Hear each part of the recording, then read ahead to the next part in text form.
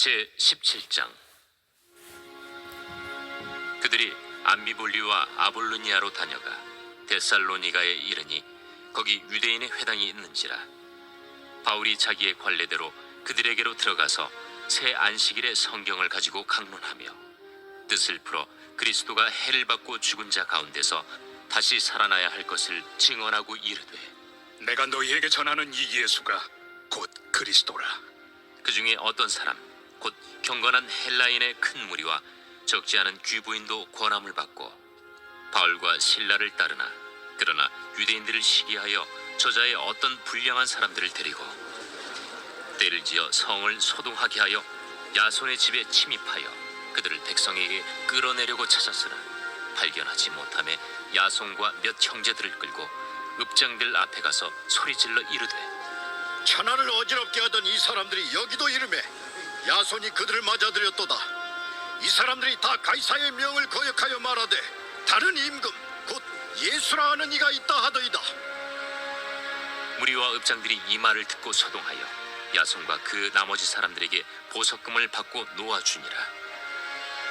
밤에 형제들이 곧 바울과 실라를 베레아로 보내니 그들이 이르러 유대인의 회당에 들어가니라. 베레아에 있는 사람들은 데살로니가에 있는 사람들보다 더 너그러워서 간절한 마음으로 말씀을 받고 이것이 그러한가 하여 날마다 성경을 상고하므로 그 중에 믿는 사람이 많고 또 헬라의 귀부인과 남자가 적지 아니하나, 데살로니가에 있는 유대인들은 바울이 하나님의 말씀을 베레아에서도 전하는 줄을 알고 거기도 가서 무리를 움직여 소동하게 하거늘 형제들이 곧 바울을 내보내어 바다까지 가게 하되 실라와 디모데는 아직 거기에 머물더라. 바울을 인도하는 사람들이 그를 데리고 아덴까지 이르러 그에게서 실라와 디모데를 자기에게로 속히 오게 하라는 명령을 받고 떠나니라. 외국 사람들이 한국 사람들을 보고 놀라는 게 있는데 뭐냐면 일하는 걸 보고 놀란답니다. 한국 사람들이 일을 하면 너무 열심히 일을 한다고 합니다. 실제로 다른 여러 나라들보다 한국 사람이 야근하는 그 비중도 훨씬 더 높다고 해요.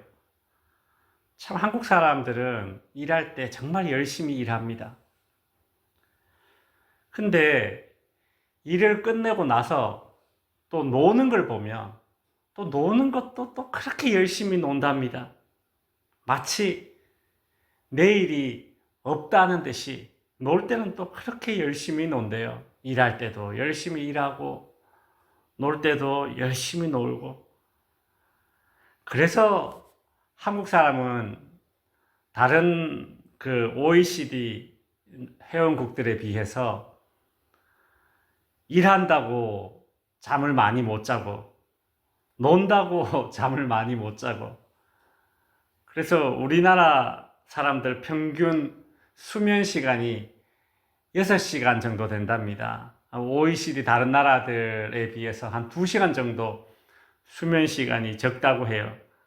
열심히 일하고 열심히 놀기 때문입니다. 오늘 성경 본문에 보면 우리 한국인들 참 저리 가라 할 정도로 그렇게 열심인 사람들이 세 부류가 나옵니다. 첫 번째 부류가 이제 바울과 실라 일행들입니다. 이 바울과 실라는 안디옥에서 복음을 전하다가 이 로마 제국에 반란을 일으킨다는 그런 억울한 누명을 쓰고 정말 실컷 두드려 맞고 그리고 감옥에 갇혔다가 풀려났습니다. 보통 사람 같으면 그 정도 두드려 맞고 감옥에 갇혔다가 풀렸으니 몸조리를 먼저 하고 그리고 다음 일을 시작할 것 같은데, 이 바울과 실라는 복음 전하는 일에 정말 열심히 특심인 사람들이었습니다. 두드려 맞은 자국이 채 아물기도 전에 오늘 본문 1절에 보면 그들이 암비볼리와 아볼로니아로 다녀가 데살로니가에 이르렀다, 그리 되어 있죠. 안디옥을 떠나서 도시 두 군데를 거쳐서 데살로니가에 도착했다 이 말입니다. 그냥 짧게 이렇게 기록해 놓았지만 실제 안디옥에서 암비볼리를 거쳐 아볼로니아를 지나서 데살로니가까지 갔다. 이 거리가 약 16,000km입니다. 그냥 우리는 짧게 그냥 한 줄로 이렇게 훅 지나가지만 이게 실제 거리가 서울에서 부산까지 4번 왔다 갔다 하는 거리예요. 바울과 실라는 그 아픈 몸을 이끌고 그 먼 거리를 오로지 복음을 전할 열심으로 그렇게 달려간 겁니다. 바울과 실라는 데살로니가에 도착해서 유대인들이 모이는 회당으로 가 복음을 전했습니다. 오늘 본문 4절에 보면 그때 데살로니가에 어떤 사람들이 전도되었는가를 알 수 있습니다. 곧 경건한 헬라인의 큰 무리와 적지 않은 귀부인도 권함을 받고 바울과 실라를 따랐다라고 되어 있죠. 헬라 사람, 여기서 그리스 사람입니다. 근데 이제 유대교로 개종했던 그 사람들이, 이방인들이 이제 복음을 받아들였고, 또 그 중에는 귀부인들도 전도되었다고 합니다. 그러자 5절에 보면 유대인들이 시기하기 시작했습니다. 아마도 이 귀부인들이 더 이상 유대교의 회당이 아니라 기독교로 개종하면서 이제 재정적인 어떤 그런 손실을 유대교인들이 입었던 것 같습니다. 이 유대인들은 불량배를 데리고 와서 바울과 실라 일행이 머물고 있는 야손이라는 사람의 집으로 쳐들어갑니다. 아마도 야손이라는 사람의 이 집이 이 당시 데살로니가에서 교회로 그렇게 사용되었던 것 같습니다. 유대인들이 불량배를 이끌고 야손의 집으로 쳐들어왔지만 바울 일행은 야손의 집에 없었습니다. 유대인들은 야손과 그의 가족들을 붙잡아서 길거리로 끌어내고서는 이렇게 말합니다. 이 사람들이 천하를 어지럽히는 사람들이다. 가이사, 즉 황제 외에 또 다른 왕을 섬기는 사람들이다. 그렇게 말하죠. 이 로마 제국이 제일 민감하게 여기는 이 반역죄를 뒤집어 씌우는 것입니다. 이 말을 듣고 이 데살로니가의 관리들은 야손과 그 가족들을 옥에 가뒀다가 이제 후에 보석금을 받고 이제 풀려나게 됩니다. 풀려난 야손과 그 가족들은 바울과 실라가 데살로니가에서 위험해질 수 있으니까 이 데살로니가를 떠나서 베레아라는 도시로 가라고 알려줍니다. 그래서 바울과 실라 일행은 베레아라는 도시로 복음을 전하러 갔습니다. 베레아라는 도시에는 전도의 열심인 이 바울과 실라 외에 또 다른 열심을 품은 자들이 나옵니다.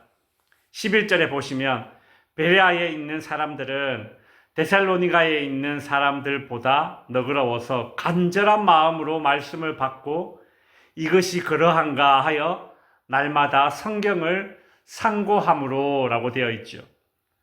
이 베레아 사람들은 바울과 실라가 전한 말씀을 간절한 마음으로 받았습니다. 그리고 바울이 전한 이 말씀이 자기들이 알고 있는 이 구약의 성경과 일치하는가 날마다 상고하였다라고 하죠. 여기서 상고하였다라는 말은 연구하였다라는 뜻입니다.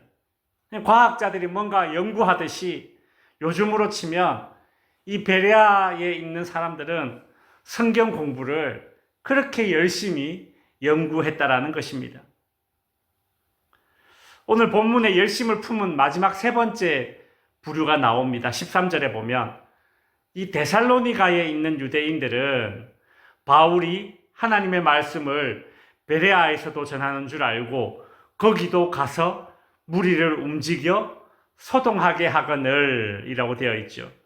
이 데살로니가에서 바울의 전도를 해방했던 이 유대인들이 이 베레아라는 도시까지 굳이 따라와서는 전도를 해방하고 있습니다. 참 이들의 열심도 특심인 것이죠. 이제 말씀을 정리하겠습니다. 오늘 본문에서 우리는 열심을 품은 세 부류의 사람들을 보게 되죠. 전도의 열심인 바울과 실라, 성경 공부의 열심인 베레아 사람들, 그리고 전도를 회방하는 일에 열심인 데살로니가 유대인들이 있습니다. 모두가 다 열심은 열심인데 어떤 열심은 빛과 생명으로 나아가는 선한 열심이고 또 어떤 열심은 어둠과 사망으로 찾아 들어가는 악한 열심입니다. 열심히 사는 것이 중요하지만 그러나 무엇의 열심인가? 이게 더 중요한 거 아니겠습니까? 바울은 디도서 2장 14절에서 이렇게 말하고 있습니다. 그가 우리를 대신하여 자신을 주심은, 여기서 그는 예수님을 가리킵니다. 예수님이 십자가에서 우리 대신해서 죽으심은 그 이유가 무엇인가? 우리를 깨끗하게 하여 선한 일을 열심히 하는 자기 백성이 되게 하려 하심이라. 바울은 예수 그리스도께서 십자가에서 자기 몸을 우리에게 내어주신 그 이유는 우리를 깨끗하게 해서 선한 일을 열심히 하는 하나님의 백성이 되도록 하기 위해서다. 그리 말하고 있습니다. 바라기는 선한 일에 열심을 품을 수 있는 저와 여러분이 될 수 있기를 바랍니다. 기도하겠습니다.